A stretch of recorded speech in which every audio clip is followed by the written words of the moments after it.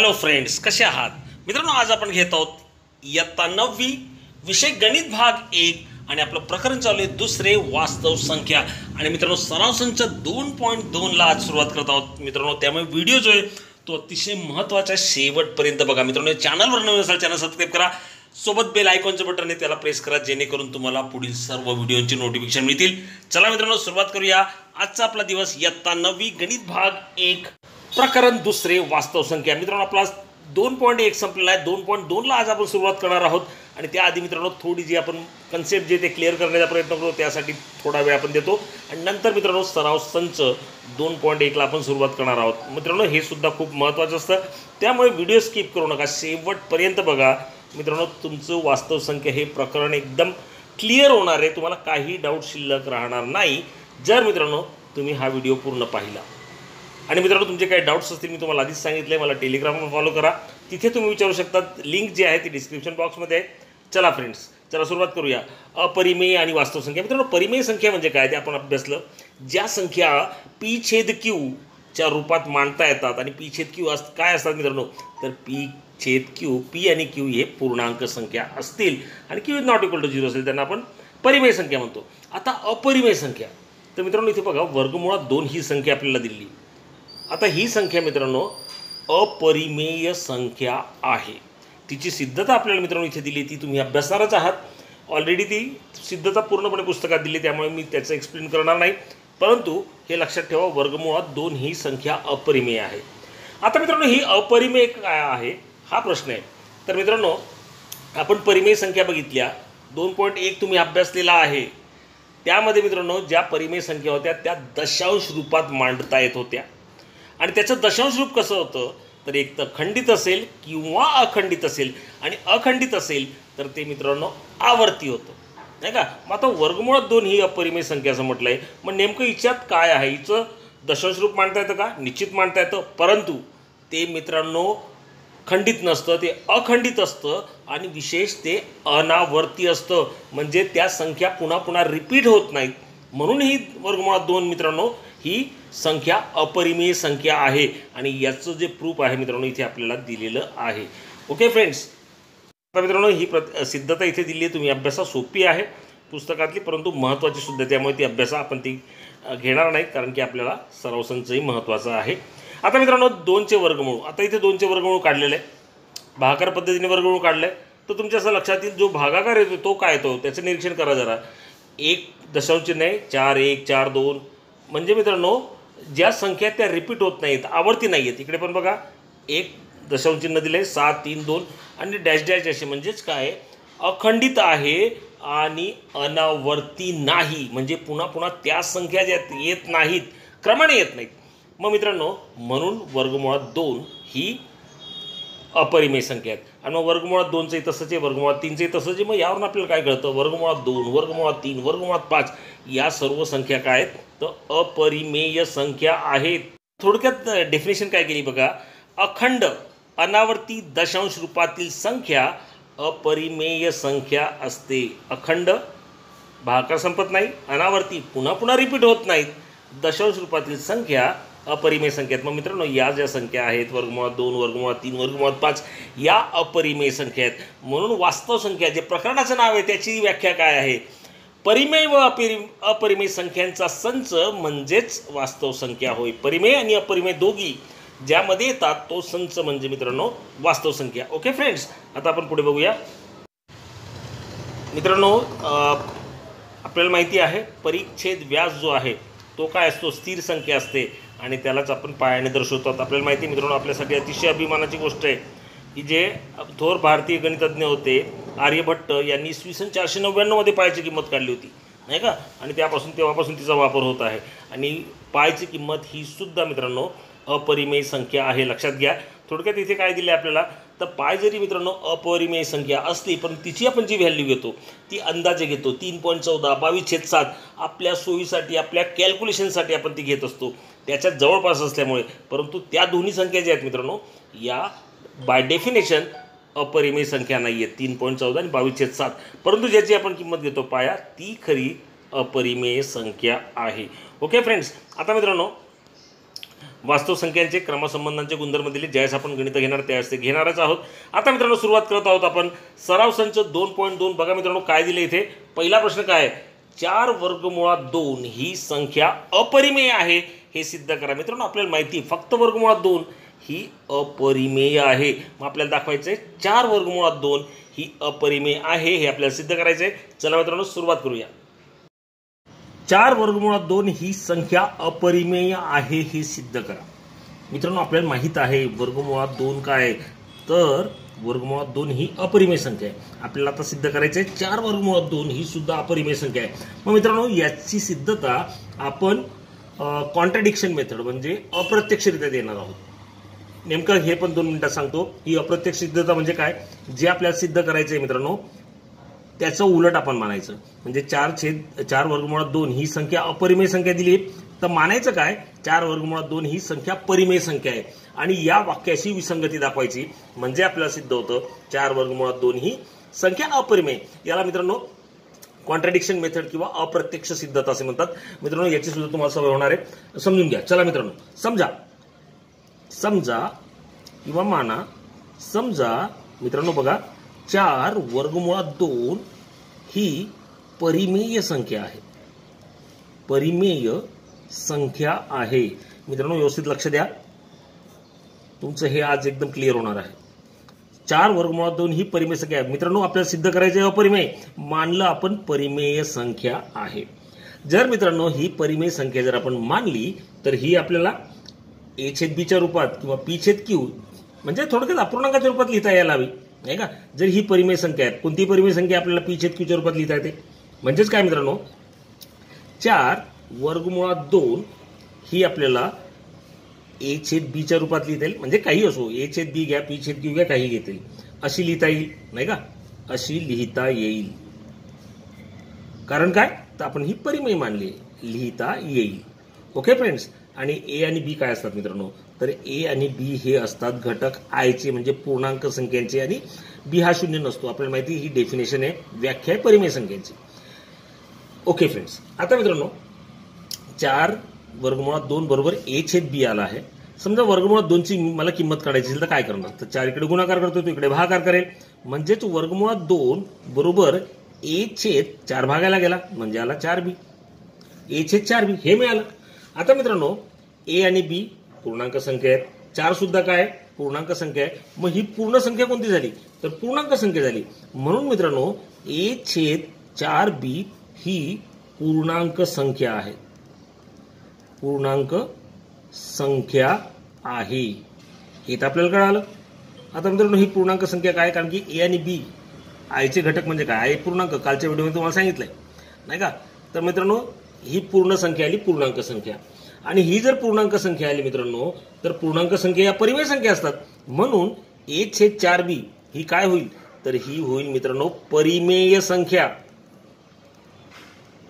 a/4b आली ही परिमेय संख्या.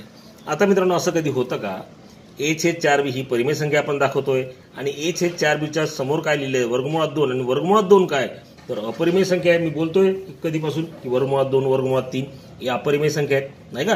मग मित्रांनो ही परिमेय संख्या बरोबर अपरिमेय संख्या असं होऊ शकतं का, तर नाही होऊ शकत. म्हणजेच ही विसंगती आपल्याला मिळाली, हे कॉन्ट्राडिक्शन आपल्याला मिळालंय. Okay friends. a/4b ही परिमेय संख्या आहे कारण पूर्णांक संख्या ज्या आहेत या परिमेय संख्या असतात नाही का, त्यामुळे आपण हे लिहू शकलो. मग मित्रांनो समीकरण 1 याला नाव देऊन टाका. समीकरण 1 ची डावी बाजू काय आहे, डावी बाजू आहे वर्गमुळात 2 म्हणजे काय अपरिमेय संख्या. आपल्याला माहिती आहे अपरिमेय संख्या. आणि उजवी बाजू काय मित्रांनो, उजवी बाजू a/4b ही कोणती मित्रांनो, परिमेय संख्या आहे. मग मित्रांनो इथेच विसंगती मिळाली. बरोबर म्हणजे काय, तर सारखे. तर इकडे असं असू शकतं परिमेय संख्या अधिक अपरिमेय संख्या.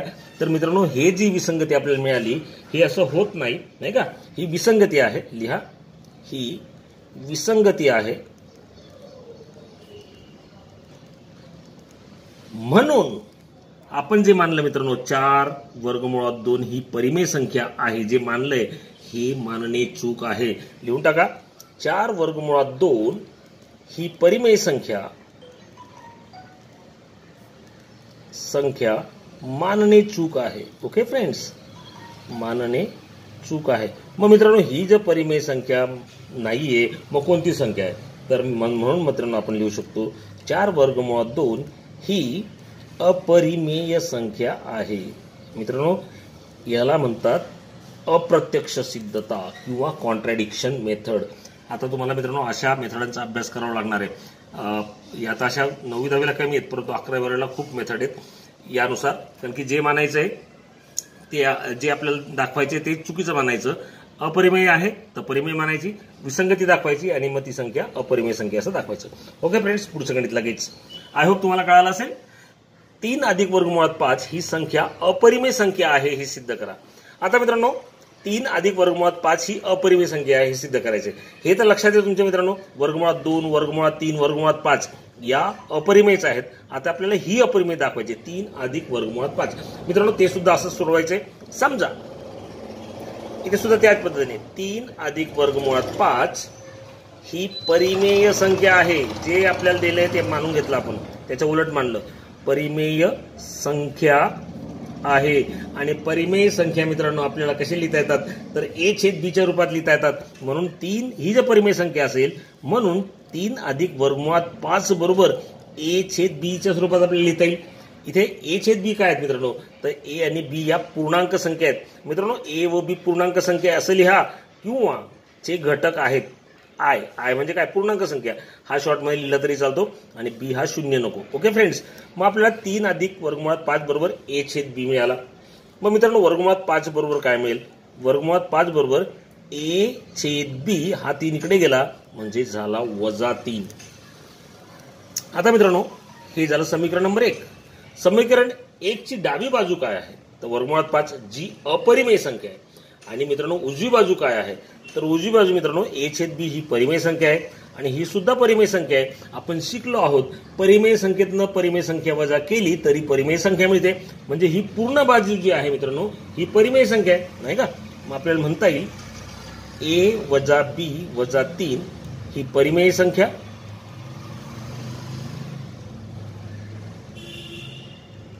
व इकडची बाजू बघितली वर्गमुळात 5 ही अपरिमेय संख्या आहे. ही विसंगती आहे. कारण काय तर परिमेय बरोबर अपरिमेय आले आणि म्हणून मित्रांनो 3 अधिक वर्गमुळात 5 जे आपण मानलं आहे ही परिमेय संख्या आहे हे मानणे चूक आहे. ही परिमेय संख्या मानणे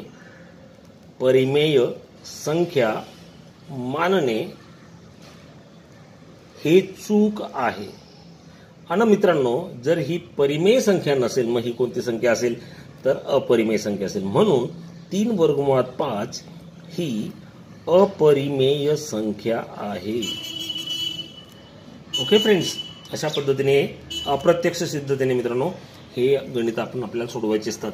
मित्रांनो हा पाठ जो तुम्हाला नवीन आहे खरं तर हा जॉमेट्रीमध्ये असतो भूमितीमध्ये असतो पण तुमच्या लक्षात आला असेल मित्रांनो कशा पद्धतीने हे सोडवायचं. चला मित्रांनो पुढचं गणित. तिसरं गणित वर्गमुळात 5 वर्गमुळात 10 या संख्या रेषेवर दाखवा. मित्रांनो वर्गमुळात 5 जरी वर्गमुळात 10 या संख्या आपल्याला संख्या रेषेवर दाखवायच्यात. मागच्या वर्षी तुम्ही शिकलात मित्रांनो वर्गमुळात 2 वर्गमुळात 3 या संख्या रेषेवर दाखवणे. अपरिमेय संख्या रेषेवर दाखवता येतात. त्यासाठी मित्रांनो आपल्याला एक संख्या रेषा काढावी लागेल. चला मित्रांनो काढूया. सुरुवात करूया मित्रांनो. वर्गमुळात 5 ही संख्या आपण आधी संख्या रेषेवर दाखवणार आहोत. वर्गमुळात 5. ओके फ्रेंड्स, संख्या रेषा माहिती आहे मित्रांनो तुम्हाला. हा 0 आहे 1 2 3. उजव्या बाजूला जे आहेत ते धन असतात डाव्या बाजूला जे आहेत ते ऋण असतात. ओके फ्रेंड्स, आता मित्रांनो काय लक्षात ठेवायचं बघा. वर्गमुळात 5 इथे आपण काटकोन त्रिकोणाचा वापर करणार आहोत म्हणजे काटकोन त्रिकोणात पायथागोरस प्रमेयाचा वापर करणार आहोत. आणि मित्रांनो वर्गमुळात 5 कर्ण येईल अशा बाजू कोणत्या असतात. वर्गमुळात 5 हा कर्ण येईल अशा बाजू कोणत्या असतात तर अर्थात मित्रांनो 1 2 आणि 1 1 नाही का. 1 2 जर घेतला 2चा वर्ग 4 1चा वर्ग घेतला 1 4 आणि 1 5 आणि त्याचं वर्गमूळ वर्गमुळात 5 येतं. त्यामुळे मित्रांनो काय करायचं आधी संख्या रेषा काढली. आता हे अंतर जे आहे याला आपण ओ नाव देऊया. हा 0 जे तो ओ. 2ला समजा मित्रांनो मी इथे काहीतरी नाव देतो याला नाव देतो मित्रांनो मी ए. ओके फ्रेंड्स, ए. आता हे अंतर जे ओए अंतर जे आहे ते किती आहे तर ओए आहे 2 एकक. ओके फ्रेंड्स, 2 एकक. आणि मित्रांनो काय करायचंय, ए पासून एक लंबरेषा काढायची 1 एककाची.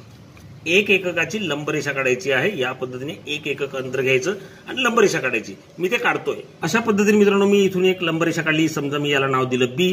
हे अंतर किती मित्रांनो तर हे आहे 1 एकक.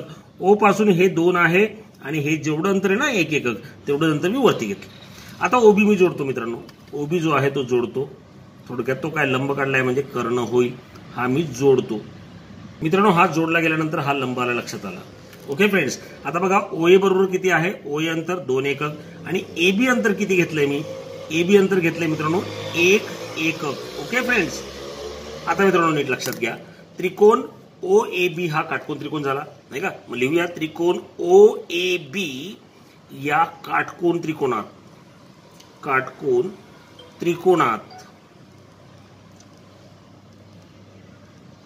Okay friends. आता पायथागोरसचं प्रमेय लावा. पायथागोरसच्या प्रमेयानुसार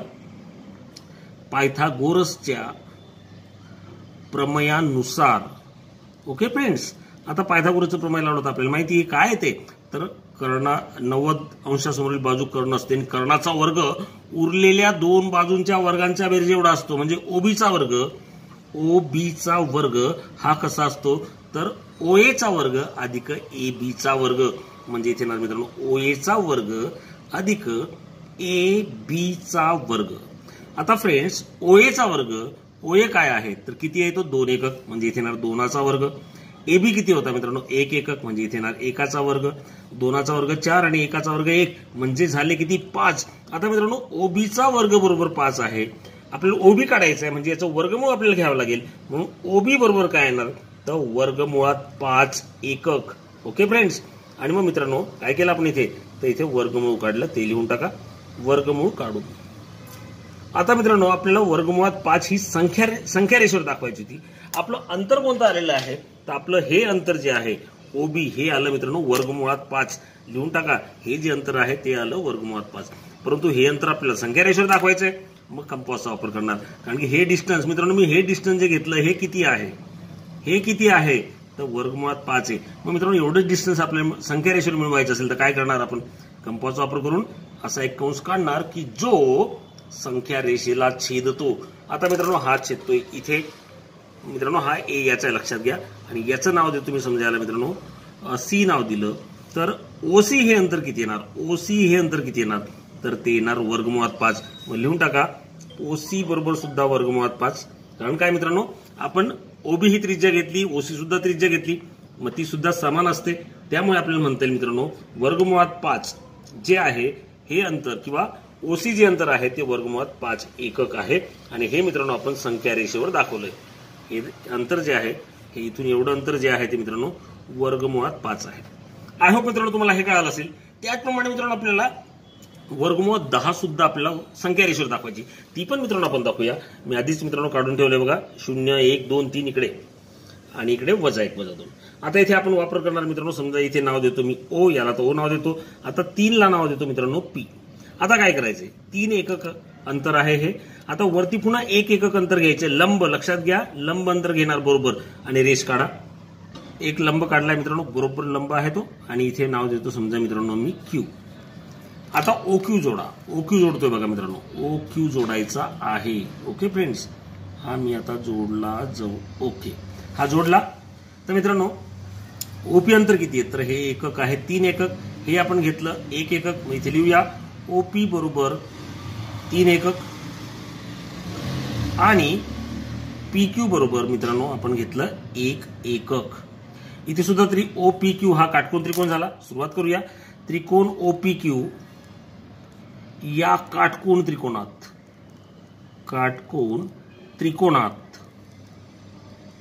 काय होतं मित्रांनो तर कर्णाचा वर्ग.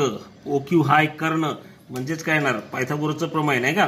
पायथागोरसचा सिद्धांत म्हणा, प्रमेय म्हणा, पायथागोरसच्या प्रमेयानुसार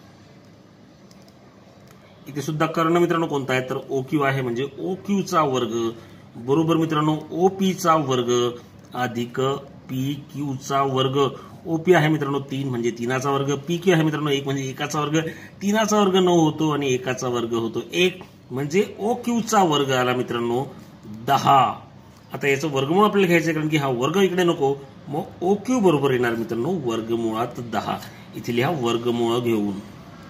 ओके फ्रेंड्स, आता मित्रांनो ओक्यू 10 आला, ओक्यू 10 आला आहे, सॉरी वर्गमुळात 10 आलेला आहे आणि हे अंतर आपल्याला संख्या रेषेवर दाखवायचं आहे. एवढंच अंतर घ्यायचंय. मग ते आपण कसं घेतो मित्रांनो, कंपासचा वापर आपण इथे करतो. आता मित्रांनो हे अंतर जे आहे ओक्यू जे अंतर आहे हे किती आहे, आत्ताच आपण काढलं वर्गमुळात 10. मग एवढंच अंतर आपल्या संख्या रेषेवर दाखवायचं तर काय करणार आपण, कंस घेणार आणि तो काढणार इथे या पद्धतीने.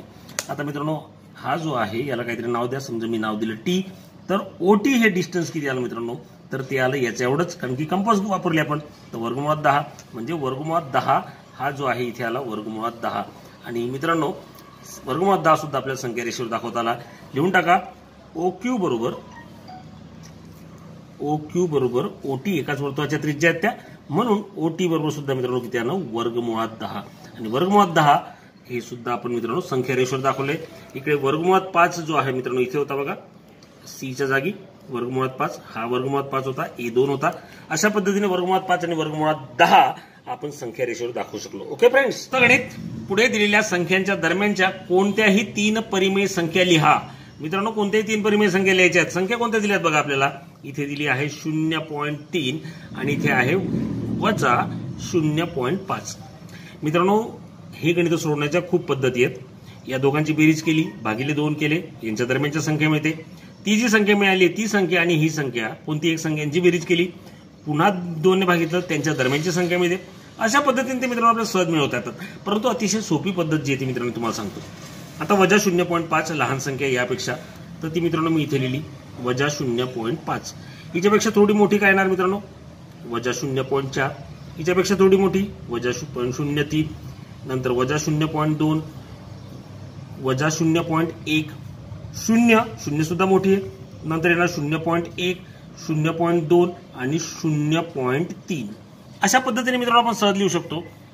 मग वजा 0.5 आणि 0.3 धन 0.3 यांच्या दरम्यान एवढ्या संख्या आहेत. एवढ्या संख्या नाहीत, अनंत संख्या आहेत मित्रांनो. तर यापैकी कोणत्याही तुम्ही 3 संख्या लिहिला तरी ते आपलं उत्तर असणार आहे. म्हणून 0.3 व वजा 0.5 दरम्यानच्या संख्या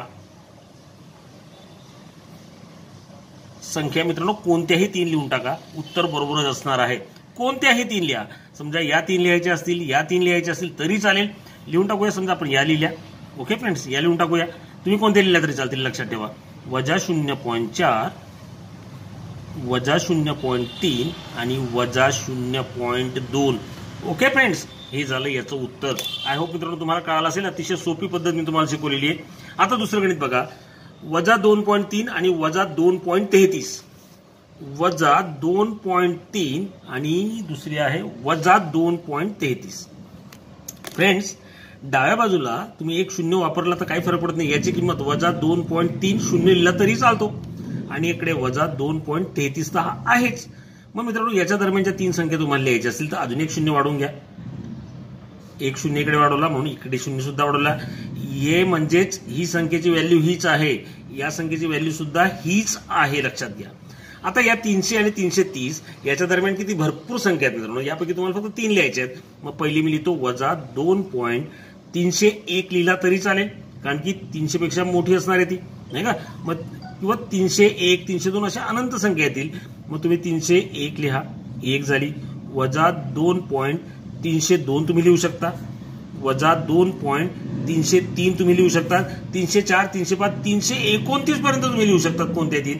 आपण या 3 लिहिल्या आहेत, नाही का. मग या संख्या ज्या आहेत मित्रांनो, या संख्या वजा 2.3 आणि वजा 2.33च्या दरम्यान आहेत.